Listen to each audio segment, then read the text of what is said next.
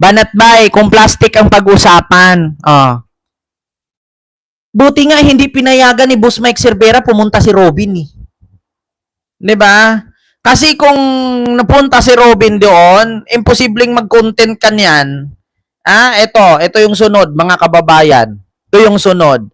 Alam mo ba, Banat Bay, yung sinabi mo si Tulpo, si Abalos, si Claire, si Trillanes at Risa Hontiveros na bumisita sa burol ni Mima, mga plastic at mga putang ina nila.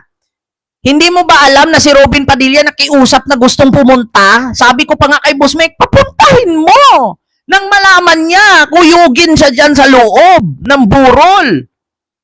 Pasalamat kay tinanggihan ni Boss Mike eh. Ako talaga sabi ko, papuntahin mo. Nang malaman natin kung paano si Robin sigaw-sigawan. Kung paano si Robin, pero pagkakalam ko hindi naman gagawin ng mga loyalista yun kasi ang mga loyalista, mga edukado yan eh.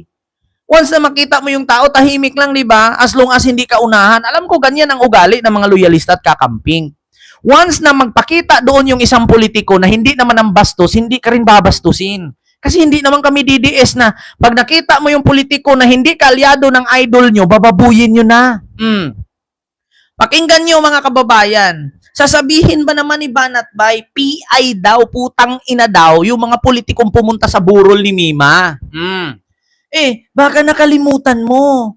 Yung politiko na isa sa mga idol mo, nakiusap na dadalo at pupunta sa burol ni Mima, hindi lang pinayagan.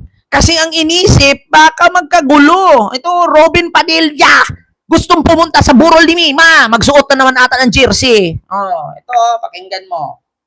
Nang marinig mo, Banat Bay, pakinggan mo yan, ito, Gora. Boss Mike, sige na. Tagal. Mabuhay! Mabuhay si Mima. Gawin at hindi ko na magandaan na magsulat ulit ng aming sasabihin.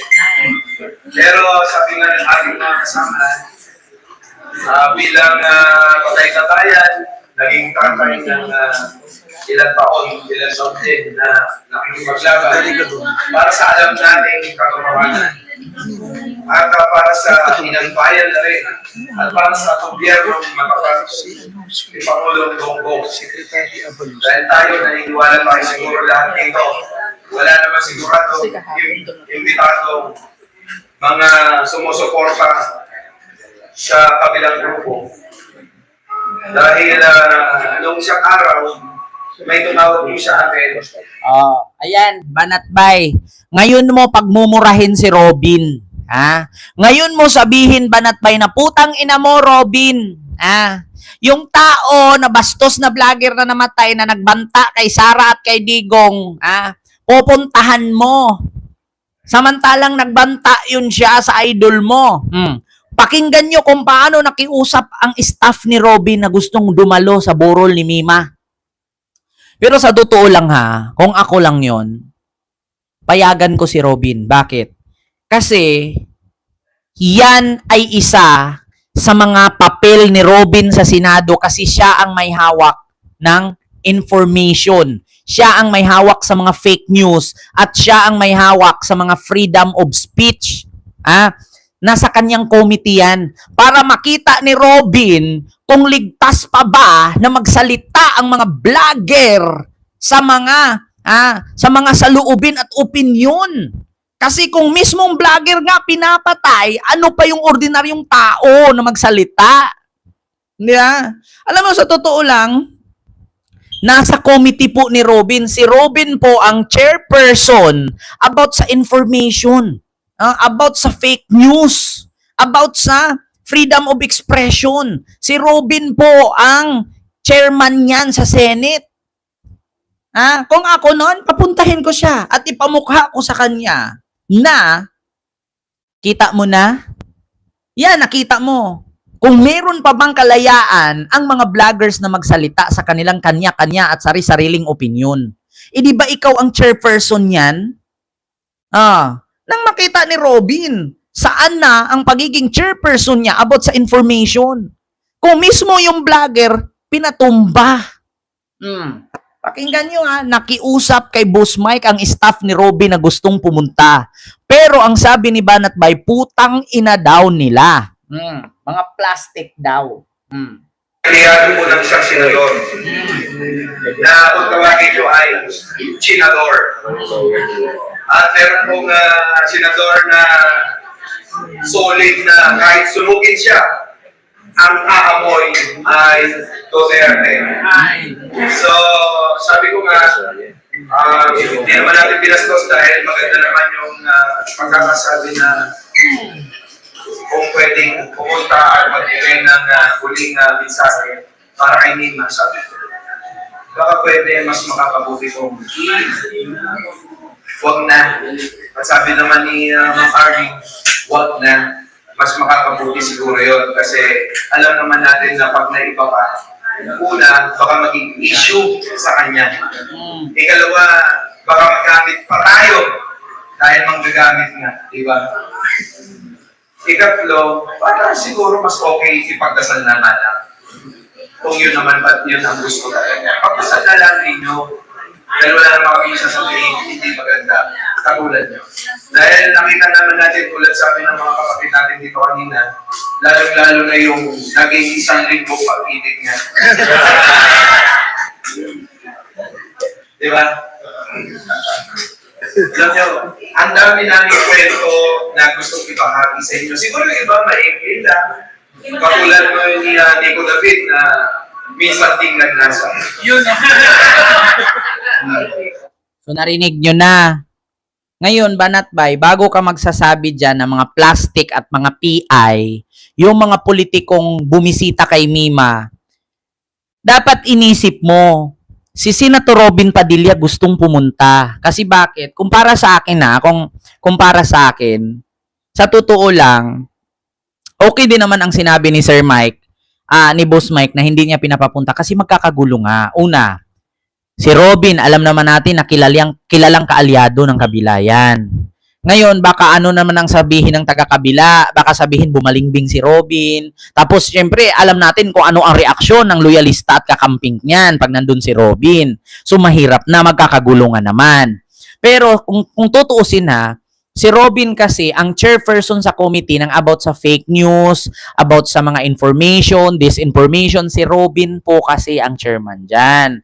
Kaya sa totoo lang, mga kababayan, ay si ano talaga, tawag dito, mga kababayan, si Robin talaga ay dapat nandoon. Para makita niya, para masaksihan niya na ganito na ba talaga? Yung vlogger kapag naglabas ng saloobin, kapag naglabas ng kanyang sariling opinion, ay ipapatumba.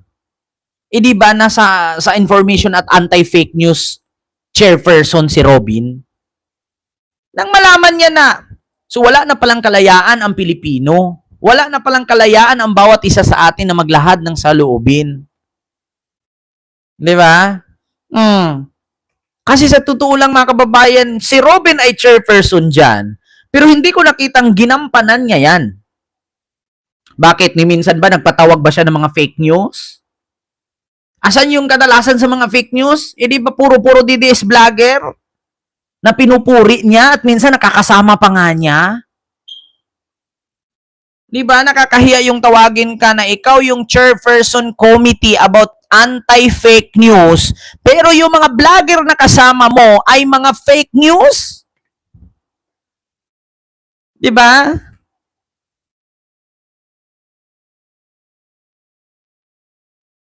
Di ba? Ganun yun, mga kababayan. Kaya, wag mong sabihin, Banatbay, at pinagmumura niya, PI daw ang mga politikong bumisita kay Mima na mga galit kay Sara sa pagbabanta kay PBBM. So, ibig sabihin, admitted ka na totoo talagang nagbanta. O, di ba? Minsan, ang mga alam niyo mga kababayan, yung mga DDS, sa totoo lang, nahuhuli sila sa sarili ng baba.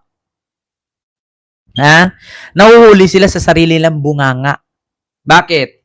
Biruin nyo, aminado si Banatbay, galit na galit kayo na nagbanta si BP Sara kay BBM. Samantalang binisita nyo yung vlogger na nagbanta kay Sara at kay Digong. So, anong kakayahan ni Mima? Kahit man araw-araw ni Mima bantaan si Sara at si Digong, anong kakayahan ng tao? Itinadtad nga ng bala. Diba? Diyos ko naman, kahit araw-arawin ni Mima na sinabi, pag nakita kita, kakagatin kita. Pag nakita kita, kukurutin kita. So, anong kakayahan ng tao? Itinadtad nga ng bala, binaril nga sa ulo. Diba? Diyos ko naman, hindi naman ganun kababa ang utak ng mga politiko, Banatbay, na bumisita dun sa burol ni Mima. Kasi una ang tanong dyan, so, porkit nagbanta si Sara kay BBM, hindi na kami magalit. Pero si Mima na nagbanta kay Sara at kay Digong, magalit kami. Siyempre, nag-iisip din naman si Rapi Tulfo, ano bang kakakayahan ng tao? Oh. So, ang gusto mangyari kasi ni Banatbay, mga kababayan, magalit si Tulfo, si Trillanes, si Risa, si Abalos kay Mima. At ang kampihan niya ay si Sara. Kasi nagbanta daw si Mima kay Sara at kay Digong. Nakita mo naman, Banatbay, kung paano tadtarin ng bala si Mima. Tapos yung tao na pinagbintangan mong nagbanta, tinadtad ng bala. So anong kapangyarihan ng tao? Anong kakayahan ng tao? Itinadtad nga ng bala. At saka sa totoo lang, Banatbay, walang kinalaman yung banta-banta dyan sa pagkamatay niya.